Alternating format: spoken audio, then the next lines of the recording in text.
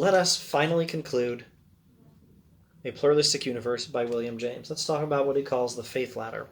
And I think if I can mostly stay out of this sunspot over here, the crack in my screen protector won't be a big problem. So,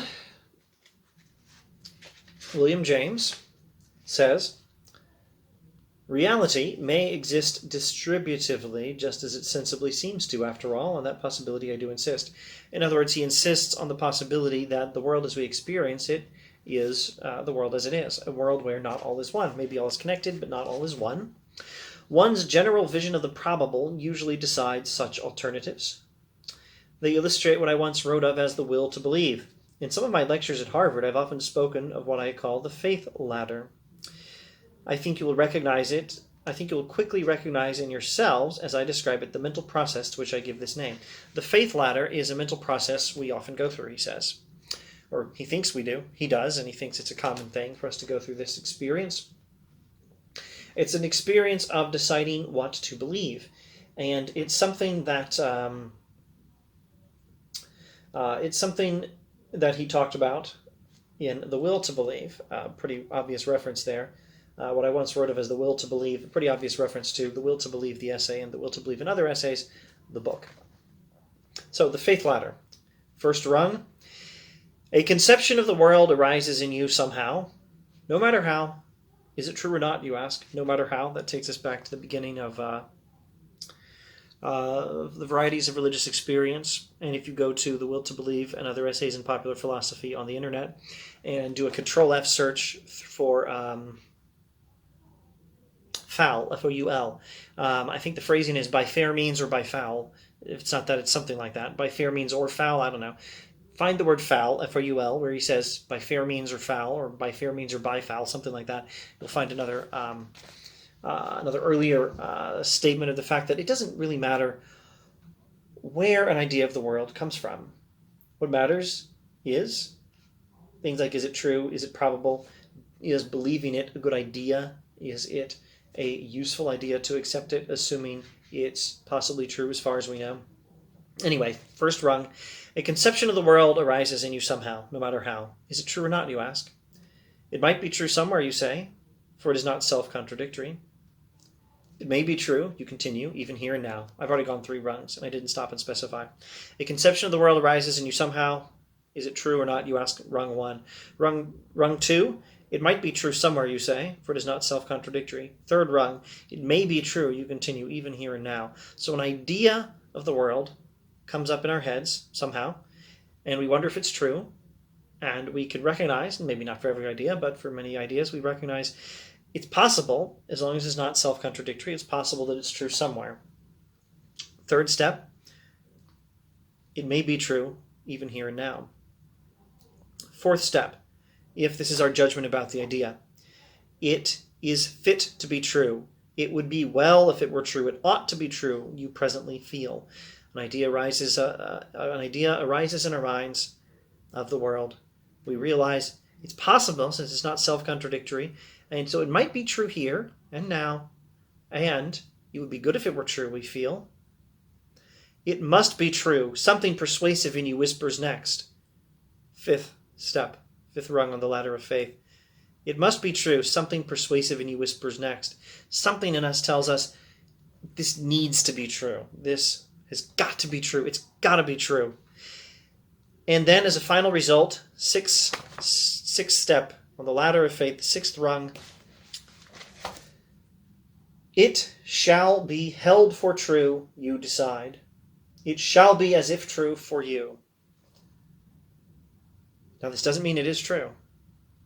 But the 7th step of the ladder of faith, 7th rung, we've now climbed the ladder, 7th rung, and your acting thus may in certain special cases be a means of making it securely true in the end. Now, this does not mean we get to create the world according to our own whims based on our beliefs. It does mean in certain special cases where a belief about the world describes a part of the world that our actions can influence. When that belief also influences our actions, in some cases like this, what we choose to believe may affect our actions in such a way that our actions affect the world in such a way that the belief becomes true because we believe it. Example, I believe I can do a good job climbing Lion Rock. In earlier days, I would have said running miles. I live in Hong Kong. I can't run miles. I don't have time for that. I could exercise occasionally climbing Lion Rock or something like that, and just getting to the office. There's a lot of fast walking or jogging, trying to make efficient use of the MTR system. So I climb Lion Rock. I believe I can get to the top of Lion Rock in under an hour. Maybe, if I'm super tired, just got over a cold or something, I'm not able to do it. Unless I believe that I'm able to do it. My belief affects my behavior. And my belief is about a part of the world that is affected by my behavior. Indirectly affected by my belief. The belief is true because I believe it. This sort of thing happens with confidence, also with relationships. This is the sort of thing I probably lectured on in some earlier video on The Will to Believe, the essay in The Will to Believe, and other essays in Popular Philosophy, the book, or The Sentiment of Rationality in the same book. So confidence is one example. Relationships can be another one. Benedict and Beatrice in Shakespeare's Much Ado About Nothing. They don't find out that they love each other except by believing it. And maybe they didn't even love each other before they believed it. Benedict loves Beatrice because Beatrice believes that Benedict loves Beatrice. Or was it because Benedict believed that Beatrice loved Benedict? Whatever. The two of them believing each that the other loved the one. The two of them, each one believing that the other loved the one, both loved each other before the story was over. And had they not believed it, they never would have found out they loved each other, and I don't know if they ever would have loved each other at all without that belief. That's a question for interpretation of Shakespeare, and probably there's enough ambiguity in the text that you could make it go either way. Probably different film or stage productions have gone one way or the other on that question, but I'm not a Shakespeare expert, I'm not sure. Anyway, the point is, some things become true because we believe them. So first step, first rung of the ladder. An idea of the world arises in our minds from somewhere, it doesn't matter where. We wonder if it's true. We recognize it's not self-contradictory, and so it's possible that somewhere, sometime, someplace it's true. Maybe it's even true now. Now we're on the third rung. Then we recognize that it ought to be true. It'd be good if it were true. That's the fourth rung of the ladder. Fifth rung, we reach some sort of not quite a resolution, some sort of something persuasive in you that whispers, some sort of a need. We feel a need for it to be true. It must be true. And then 1, 2, 3, 4, fifth rung, we resolve that we shall believe that it is true. It shall be held true for you, you decide. It shall be as if true for you. And then, I thought there were 7 steps. Hang on. 1, 2, 3, 4, 5. 1, 2, 3, 4, 5. Sixth, it shall be true, you decide. It shall be as if true for you. 7, it shall be held for true, you decide. It shall be as if true for you. 1, 2, 3, 4, 5, 6, 7th rung. And our acting thus may, in some cases, be a way of making it true in the end, or securely true in the end. How, oh my goodness, this is a huge thing in Is Life Worth Living and The Will to Believe and Other Essays in Popular Philosophy. It depends on the liver, not just the dumb joke about the organ. Is life worth living depends in part on who's living it and whether that person believes that life is worth living. No suicide. Not one step in this process is logical, yet it is the way in which monists and pluralists alike espouse and hold fast to their vision. Not one step in this process has premises that guarantee their conclusions. James is all for logic. This is not a situation where logic decides. We have to decide what to believe, not based on logic alone. It is life exceeding logic. It is the practical reason for which the theoretic reason finds arguments after the conclusion is once there. Life exceeds logic. In just this way do some of us hold to the unfinished pluralistic universe. In just this way do others hold to the timeless universe, eternally complete. Everyone, James says, both the Hegelian and the pluralist like myself, and others who hold to a more scholastic theism, and perhaps even atheists, everyone follows this faith ladder. Everyone makes these decisions. I shall hold that this is true. It shall be true for me. Not one step in this process is logical, but everyone does it. It's life exceeding logic. It's practicality exceeding the currently available evidence. And what's wrong with that? That's how life works. We have to make decisions before all the evidence has come in. Let's see. Meanwhile, the incompleteness of the pluralistic universe, thus assumed and held to as the most probable hypothesis, so he still says, my view is the most probable, even if my decision to hold to it is not necessarily proven by logic. My view is the most probable hypothesis. The incompleteness of the pluralistic hypothesis, thus assumed and held to as the most probable hypothesis, is also represented by the pluralistic philosophy as being self-reparative through us, as getting its disconnections remedied in part by our behavior. So the world may be as we experience it to be. All connected, but not all one. But not all those connections are necessarily completely made, and some of them may need to be made. Not all reality is one. Not everyone cares about everyone else, for example.